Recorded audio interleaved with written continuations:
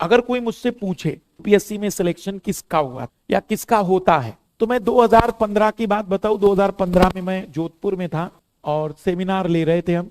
तो उस समय यूपीएससी के चेयरमैन अध्यक्ष, तो मैंने उनसे यही सवाल पूछा कि रियल में बताए सर कि क्या देखना चाह रहे हैं, क्योंकि हमें ऐसा कई बार लगता है जब हम अपने आप को देखते हैं कि क्या कमी थी, क्यों नहीं लिया हमें। तो मैं पूछता हूँ कि क्या होना चाहिए, क्या जवाब दिया होगा उन्होंने कहा माथे पे लिखा हो ना तो हो जाएगा, बाकी नहीं लिखा हो तो तुम कितने भी इंटेलिजेंट हो नहीं हो सकता है। मतलब हाँ, उन्होंने कहा भाई किस्मत बहुत बड़ी चीज है इसमें। किस्मत का मतलब देखो भाई क्या होता है, मैं बता दे रहा हूँ किस्मत कैसे। आप प्रीलिम्स में बैठे तो प्रीलिम्स में जो जनरली मैक्सिमम स्टूडेंट जिन्होंने कभी मेंस लिखा है, मान लो कट ऑफ जा रहा हो 95 नंबर का, तो मैं लगभग 25 से 30 हजार बच्चे ऐसे दिखा सकता हूं, 25 से 30 हजार, जिनके नंबर 90 से 95 के बीच में। कोई 1 नंबर से रहेगा, कोई 2 नंबर से रह गए। अब आप उसको क्या कहेंगे, पीटी के उस असफलता को जिसके नंबर 92 आए, 92 पॉइंट समथिंग आए, बस एक सवाल सही हो जाता तो उसको 2 नंबर मिल जाते और शायद वो भी पास हो जाता। क्योंकि आपको मैं बताऊं कि यूपीएससी में ऐसा चलता है, मान लो कि आपका 94.6 है तो यूपीएससी कहेंगे कि आपके नंबर हैं 95, और आपके अगर 94.45 है तो यूपीएससी कहेगी कि आपके नंबर। अब रियलिटी में इस व्यक्ति का क्या दोष है, मुझे बताओ, कितने नंबर कम है उसको। वैसे मैं कहूंगा 0.5 भी नहीं है, अगर ये 94.51 हो जाए तो हो गया, कट ऑफ पार कर लिया उसने। मतलब उसको फेल होने में दिक्कत केवल क्यों फेल हुआ हो, इसको आप क्या कहोगे। मतलब अब रियलिटी में कोई सवाल गलत नहीं, बस एक ज्यादा गलत हो गया बेचारे का, वो अगर गलत नहीं होता तो शायद बच जाता वो भी। तो पहला तो पीटी में ये चीज है। दूसरा, कई बार ऐसा होता है कि भाई आपने लिखा और पढ़ने वाला बहुत खुश हो गया, उसको भी ऐसा लगा कि अच्छा ऐसा ही लिखना चाहिए। जैसे हमारे समय में एक विद्यार्थी के निबंध में नंबर आए थे। हमारे समय में निबंध 200 नंबर का होता था, आप कितने का होता है। हमारे समय में एक निबंध लिखना पड़ता था, आप 2 निबंध लिखने पड़ते। मतलब आज तक का रिकॉर्ड है ये। कितने नंबर आने चाहिए निबंध में, 200 में से। देखो इस समय 250 में से किसी के 120 निबंध में आ जाए तो टॉपर है, 250 में से 120 आ जाए तो टॉपर है, 200 में से। अब इमेजिन करो हम क्या कहेंगे, ये तो ऐसी बात हो गई कि जिसने लिखा और जिसने पढ़ा वो एक ही आदमी था। अपने ही निबंध को 195 नंबर दे रहा है, ऐसी बात हो सकती। बट आए हैं, ये भी रिकॉर्ड रहे हैं। मैं कुछ रिकॉर्ड बता देता हूं, तुम्हें थोड़ा इंटरेस्टिंग लगेगा। एक रिकॉर्ड है 2001 का टॉपर, और टॉपर इतना भयानक कि आज तक इनका रिकॉर्ड कोई नहीं तोड़ पाया। इनके मेंस में नंबर, उस समय मेंस जो होता था वो 1750 का नहीं था, 300 नंबर के उस समय 2 पेपर जीएस के होते थे, और 1200 नंबर का क्या नाम है हमारा ऑप्शनल होते थे, और 200 नंबर का निबंध होता था। तो कुल 2000 नंबर के प्रश्न पेपर होता था मेंस। आज 1750 का मेंस होता है। इस महोदय के 1453 नंबर आए 2001 में। मतलब अगर वो इंटरव्यू देने न जाता तो पहली रैंक तब भी थी।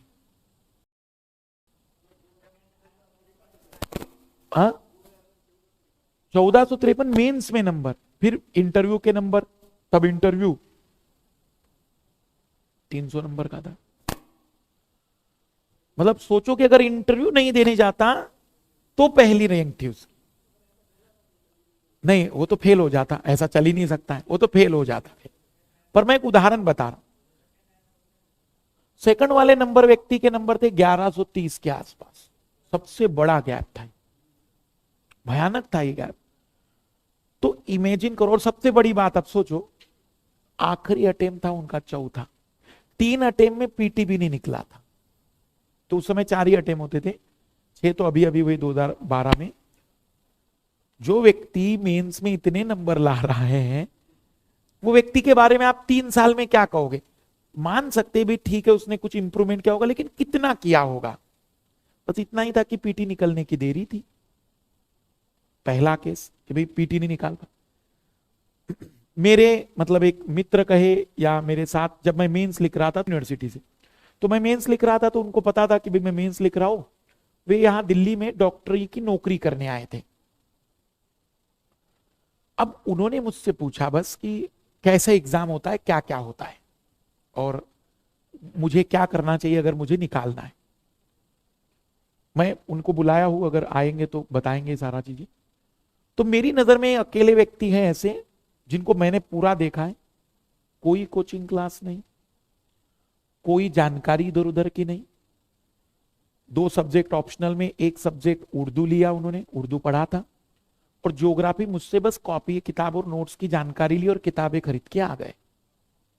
2 ऑप्शनल, एक ज्योग्राफी और एक उर्दू लिटरेचर, इन्होंने ये 2 ऑप्शनल लिए। अब आपको सुनकर अचरज ये लगेगा, पहले ही अटेम्प्ट में 289वीं रैंक,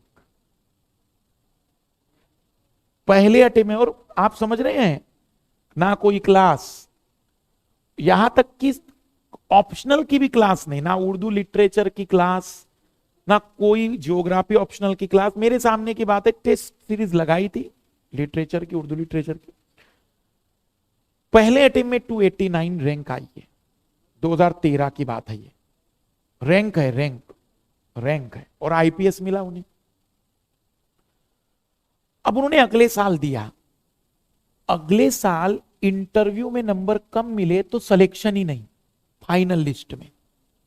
आईपीएस से आईएएस बनना चाह रहे थे, इसलिए 1 साल और दिया। अब सिलेक्शन नहीं हुआ। उसके अगले साल उनका मेंस क्वालिफाई नहीं हुआ,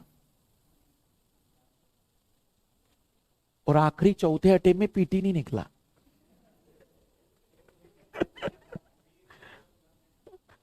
अब तुम ये चीज देख रहे हो, बिना क्लासेस के फर्स्ट अटेम्प्ट में आपकी 289 रैंक आई, दूसरे अटेम्प्ट में आपके इंटरव्यू में नंबर कम पड़ गए, तीसरे अटेम्प्ट में मेंस नहीं निकल रहा है, और चौथे अटेम्प्ट में। अब ये क्या है भाई? मुझे एक बात बताओ, वो व्यक्ति कोई साधारण तो नहीं है जिसने पहले अटेम्प्ट में बिना क्लास के 289 रैंक लाई, मतलब उसके नंबर, माइंडसेट सब बढ़िया होगा ना। अब क्या कहेंगे हम लोग? मतलब मैं ये बताना चाह रहा हूं कि ऐसे कई ऐसे उदाहरण हैं जिनको अगर आप मतलब सुनेंगे तो आपको लगेगा कि ये क्या चल रहा है। सोचो, 2011 में पहली बार जब सीसेट आया था तो मैंने ही पीटी में सबको सीसेट पढ़ाया था, मैंने ही पढ़ाया था। मेरा पीटी नहीं निकला था 2011 में। जबकि पूरे मुखर्जी नगर में मैंने उसी साल पूरे मार्केट को हिला दिया था कि भाई मधुकर कोटवे नाम से कोई टीचर है जो सीसेट पढ़ाता है। बट मैं पीटी देने गया, सीसेट में नंबर अच्छे थे, लेकिन जीएस क्योंकि पढ़ाने के चक्कर में पढ़ा नहीं पाए।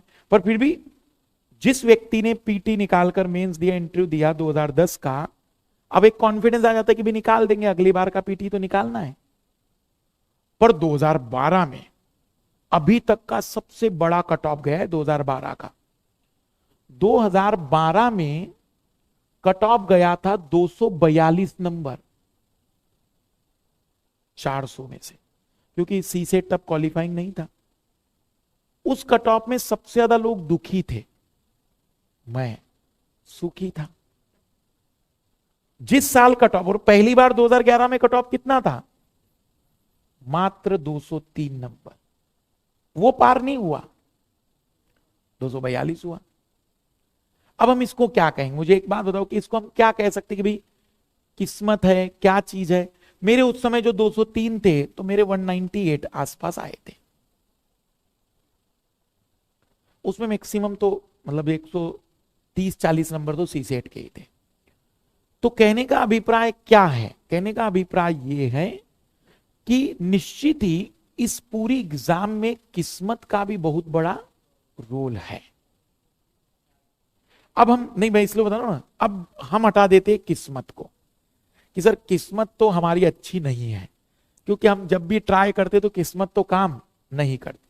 अब मैं कुछ वो रिजल्ट दिखा रहा हूं जिसमें दावे किए जा सकते कि किस्मत विस्मत नहीं है, ये बिल्कुल चीजें हैं, प्रॉपर तैयारी है।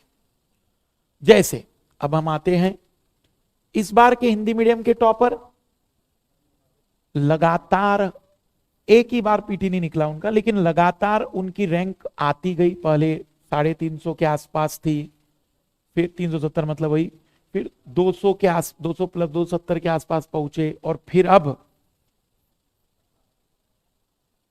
तो ऑब्वियसली इसका मतलब अगर कंसिस्टेंसी पढ़ाई करो तो रिजल्ट भी आते हैं। बहुत बड़ा प्रमाण है, कंटिन्यूअसली आपने पढ़ के दिखा। यहां तक कि मैं आपको बताऊं कि कई सारे ऐसे लोग मैंने देखे हैं जो, जैसे मेरा एक स्टूडेंट 2001 में पहली बार यूपीएससी देने के लिए आए थे। कब? अब ध्यान से देखना, जिंदगी कितनी बदलती है सिलेक्शन के बाद। 2001 में पिताजी के पास 2 एकड़ जमीन थी, साइकिल से पिताजी स्टेशन छोड़ने आते थे। जब मैं इनसे मिला तब 2010 था, क्योंकि 2010 में मैं पहली बार, या 2011 में मैं टीचर के रूप में मुखर्जी नगर में बदला। मैं 2009 से 10 तक विद्यार्थी था और 2011 में मैं शिक्षक था। कई बार ऐसा होता था कि जो मेरे साथ पढ़े थे वही मेरे फिर स्टूडेंट, बट उनको पच नहीं ऑब्वियसली पचा नहीं जाता। जैसे आप में से कोई एक व्यक्ति कल के दिन आपको पढ़ाने लगे तो आपको लगेगा कि क्या हवाबाजी कर रहा है, मेरे साथ तो बैठा था। तो कॉमन सी बात है। और ऑब्वियसली मैं जब जो काम करता हूं, जब मैं स्टूडेंट हूं तो फिर बहुत भयानक स्टूडेंट हूं, मुझसे ऐसा भयानक स्टूडेंट फिर नहीं होगा। तो कल्पना करिए कि 2001 का विद्यार्थी 2010 में वो मेरे पास इंटरव्यू के लिए आया और मैंने उसको गारंटीड कहा कि ये फाइनल है, इस बार सिलेक्शन है तुम्हारा। यूपी पीसीएस में 25वीं रैंक, इतिहास में सबसे ज्यादा नंबर लेकर 600 में से 400 में से यूपी पीसीएस में 360 नंबर लेकर आ गए। इनकम टैक्स मतलब टैक्स कमिश्नर बने। तो अब उनकी पत्नी आईपीएस है, उनको भी मैंने पढ़ा है। तो हस्बैंड वाइफ अब इस समय इंदौर में है, एक आईपीएस है और अब एक टैक्स, बहुत मतलब बड़ा प्रमोशन हो चुका है। 2010 का सिलेक्शन, 13 साल की सर्विस हो गई तो अब कमिश्नर हो गए। तो मैं ये क्या बताना चाह रहा हूं, अब ये देखो ये चीज क्या है, कंटिन्यू मेहनत करते चलने का। अब हमारे एक विद्यार्थी, इनके बारे में मतलब मेरे अभी तक के बेस्ट स्टूडेंट में मैं गिनता हूं उनको, क्योंकि सीरियस बिल्कुल हर चीज जो मैं कहूंगा वो पूरी करते थे। और उन्होंने फिर मेरे साथ काम भी किया, टेस्ट सीरीज बनाने में बहुत अच्छी बेस्ट टेस्ट सीरीज बना के दिखाई। क्वालिटी और क्वांटिटी सब जानते थे, सब चीजें बढ़िया। उन्होंने लगभग 14 इंटरव्यू दिए हैं, 14 इंटरव्यू। 3 इंटरव्यू यूपीएससी के, 6 इंटरव्यू यूपी पीसीएस के, 1 इंटरव्यू राजस्थान आरएएस का, फिर 1 इंटरव्यू एमपी के। ऐसे इंटरव्यू दिए सभी पीसीएस के, सिलेक्शन नहीं हुआ। फाइनल सिलेक्शन हुआ रेवेन्यू इंस्पेक्टर, सबसे मतलब कोई ऐसी बड़ी पद नहीं, तो अब रेवेन्यू इंस्पेक्टर से प्रमोट होकर नायब तहसीलदार।